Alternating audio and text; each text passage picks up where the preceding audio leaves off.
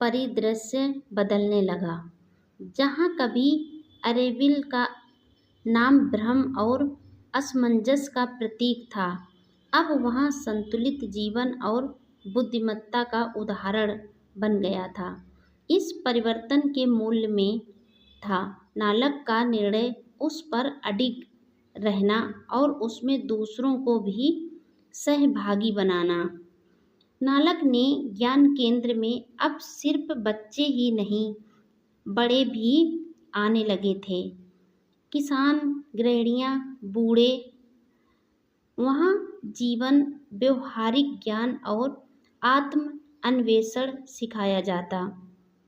फसल की देखभाल, मौसम की समझ, रोगों की पहचान, भाषाएं, बुद्ध के उपदेश, सब कुछ नालक के पाठों का हिस्सा था। और विशेष बात यह थी कि वह सबको निर्णय लेने की एक विधि सिखाता था।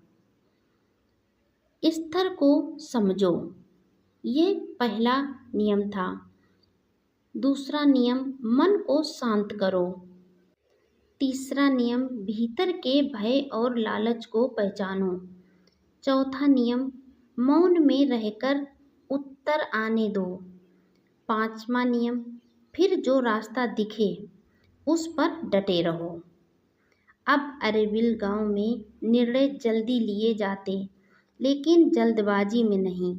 लोगों की आंखों में आत्मविश्वास था।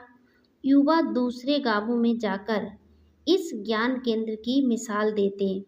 धम्मशील ने एक सभा में घोषणा की, जिस गांव को कभी खुद पर भरोसा नहीं था, आज वह दूसरों को दिशा दे रहा है। कुछ वर्षों बाद जब बुद्ध अपने अंतिम भ्रमण पर थे, वे पुनः अरेविल पहुँचे। नालक अब साधु जैसे वस्त्रों में था, परंतु उसने संन्यास नहीं लिया था। वह गृहस्थ रहकर ही सेवा कर रहा था। बुद्ध ने उसे देखकर कहा, तुमने सिद्ध किया कि सही निर्णय जीवन बदलता है और सही जीवन संसार। तुम अब केवल नालक नहीं, ध्यान बोध हो, वह जो दूसरों को स्वयं की ओर लौटाना सिखाए। नालक ने चरणों में झुककर कहा, भगवान, मैंने कुछ नहीं किया, बस अपने भीतर सुनी एक सच्ची आवाज़ को ठुकराया नहीं।